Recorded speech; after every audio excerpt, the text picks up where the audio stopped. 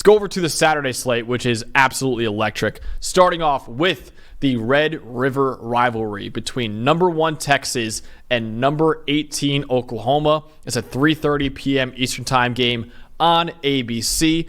And Dawn, just like the storyline with Utah, Cam Rising potentially being back, well, we pretty much know Quinn Ewers will be back this week.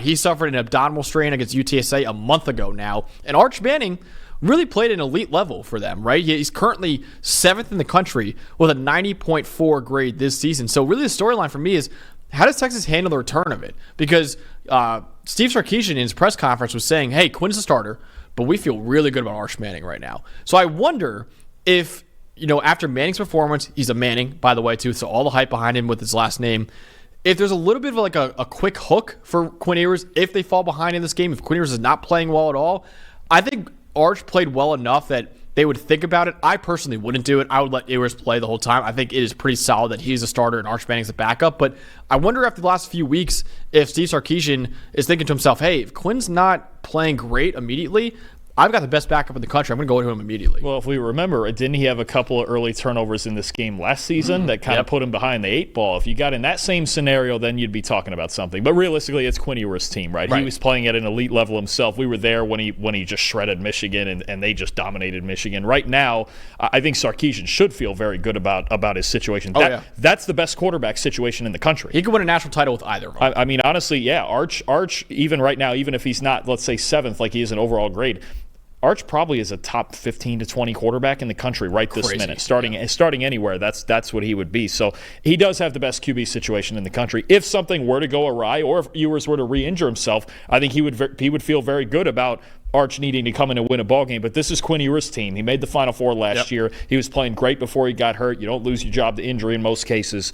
And I'm pretty sure Texas is out for revenge and Quinn's out for revenge after the way last year's game went. Absolutely. So, Dawn, you have the other side of the ball. You have the Oklahoma offense in this game, who's starting a true freshman at quarterback right now against one of the best defenses in America. So what should we be looking out for when Michael Hawkins has the ball? So I'm looking out for what eventually became the biggest story for Texas last year. Last year, the one thing that they didn't have on an elite level was their secondary, their coverage unit, right? It was the one Achilles heel. We saw it in the playoff game against Michael Penix. They've completely turned this around now. And I know they haven't played the best passing games by any means, but you look at a 93.3 coverage grade that's leading the nation, the second fewest passing yards per game allowed. I mean, just you look at everything, not giving up explosives, making tackles, Andrew Makuba coming in at safety and gluing the whole thing together. Jahdae Barron and Malik Muhammad are terrific at corner. I mean, they have got a well-rounded secondary that's a lot better than it was last year. And honestly, I know we can say, oh, well, Texas hasn't played against an elite passing game yet. We have obviously no evidence that Oklahoma is one of those. Look, last week, getting a win over Auburn, Michael Hawkins, he was okay. He had the long touchdown run. They finished the game off after the pick 6 with the 2-point conversion, but he only threw 15 passes, and 7 of them were screens. There still isn't much passing game. We've talked about Oklahoma's supporting cast. The offensive line has struggled. The receivers have struggled. Now you've got a true freshman quarterback in there. The passing game is a variable. You had one big-time throw in that game, a grade in the low 70s, but this is a different animal than Auburn. And the way this Texas secondary is playing, and they're doing so much better at just not giving up vertical shots. Because, I mentioned earlier in the season, last year, if things were in front of them and they could make tackles in kind of that 10 to 15-yard box, they were pretty good. It's when they let deep balls get behind them and miscommunications deep on the back end. This year, they're not giving up deep shots like that, at least not yet. I don't have a whole lot of reason to believe Oklahoma can turn that around. It's a pretty big mismatch when you talk about everything we've seen from Oklahoma's passing game. Really didn't give them a whole lot in the Tennessee game. Didn't give them a whole lot outside of a one or two big plays in the Auburn game, and they won that game with their defense. They're going to need their passing game to be something in this to keep up. And this Texas secondary, I'm going to tell you something. If this is what they've rounded off their team with, their secondary playing at this level, they should be the national title favorites. Because last year, that was the only thing. Elite in run defense, elite on offense, run, pass, whatever, pass pro, you name it. I think they were the second best pass pro team in the country. They just couldn't cover down the field. Now, if they can do that, I'm not sure. Oklahoma's going to have a hard time scoring on this secondary if they're playing like this. So we talked about how could there be a hook for Quinn Ewers if he's not playing well? Do you think there could be a hook for Michael Hawkins back to Jackson Arnold? I don't think there would be either, but I think at that point, I mean, we've talked about it with Oklahoma. It's the entire operation. It's not just the quarterback thing. Hawkins gives them some good things. He gives them more in the run game than Arnold does. But I don't know. The passing game, we have no evidence really that they should go in here and all of a sudden throw for 350 on Texas. No. I mean, if we're being, especially as a true freshman in a Red River rivalry against the number one team in the country, it's going to be tough. They better stay on the ground and slow this game down. It'll be interesting. So maybe keep an eye on both backup quarterbacks in this game. That could be a story for this one. But my matchup on the other side of the ball is, can Oklahoma consistently generate pressure? Because whether it's Ewers or Manning under center for the Longhorns, the Sooners need to speed them up. Oklahoma's front seven is easily the strength of the defense and easily the strength of the entire team, honestly. They're right now 7th in the country in front seven grade this season. They're 7th in pass rushing grade, 11th in run defense grade. But Oklahoma, even though Billy Bowman back there and there's some other decent players in the secondary, they're kind of average in coverage right now. They're 66th in coverage grade this year. That's an issue because the Texas team has not one but 2 elite passers and one of the best receiving corps in college football. And so far, Texas is 7th in the nation with an 82.1 receiving grade. So if Ewers has time in the pocket, he's gonna find players like Isaiah Bond and Ryan Wingo down the field. And I think Texas receivers have a pretty distinct advantage over Oklahoma's secondary in this game. So I think Oklahoma, the only chance that they have of really slowing down this Texas offense is just their front seven dominating up front. But the problem is, Texas leads the nation with a 92.4 pass blocking grade this year as well. And in fact, Kelvin Banks Jr. and Cameron Williams, the left tackle and right tackle, right now they're top 20 prospects on PFF's 2025 NFL Draft Big Board that was just updated. Trevor actually just watched Cameron Williams, and he loved him so much he's a top 20 prospect right now. So Texas has not one but 2 first-round tackles on that offensive line right now.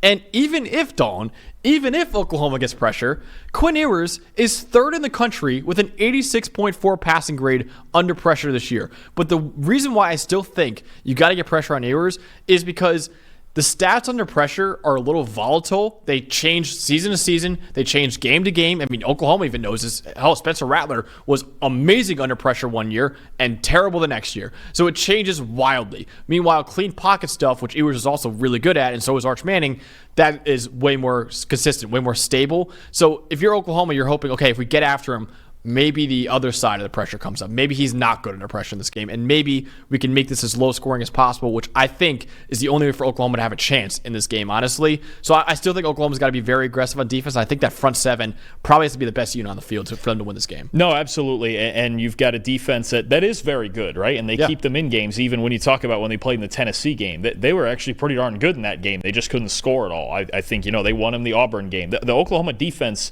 is a threat, especially if they can force turnovers. And that's really where Texas lost this game last year. Some turnovers, fell behind, then came all the way back, and then they just couldn't hold it together with their coverage unit.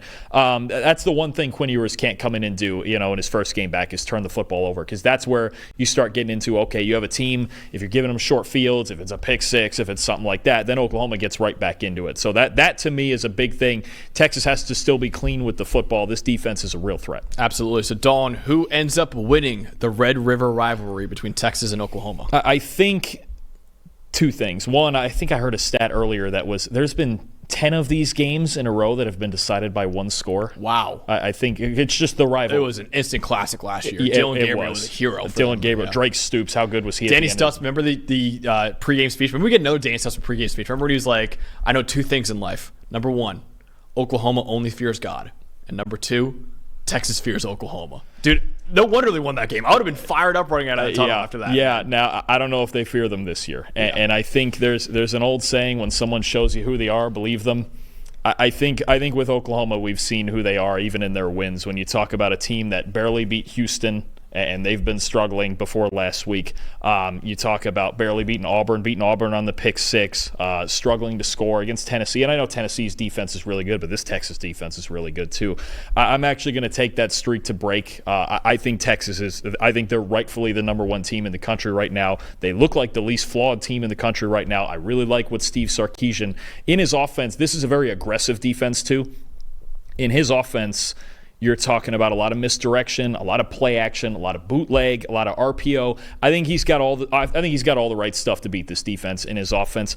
Texas 38, Oklahoma 14. I think they take care of business here. Oh, you know what? So someone just reminded us, it's not 10 in a row, because I remember a couple years ago when Ewers was actually playing, they destroyed Oklahoma. It was okay. 42-0. Oh, that's right. Yeah, you're right. I forgot about that. So there has been a lot of close ones, though. Yeah, you're right about that. I think unless Danny Stutzman has another unbelievable speech pregame, I don't know how Oklahoma's going to win this game. I got Texas winning this one as well, 34-17. For me, it's just the difference is the passing games, man. Texas is one of the best aerial attacks in the country. Oklahoma does not have that. They've really struggled throwing the ball this year. And also, Texas's pass defense is lights out. Oklahoma's secondary is vulnerable. It's kind of a bad matchup on both sides for that aspect. Again, I think Oklahoma, their only chance is to make this as low scoring as possible. I just don't know if that's going to happen against Quinn Ewers, right? And turnovers, right? And which is volatile stuff too. So if you're trying to predict turnovers, you get dangerous. I think Texas will win this game 34-17. I think they'll win by multiple scores in the Red River rivalry.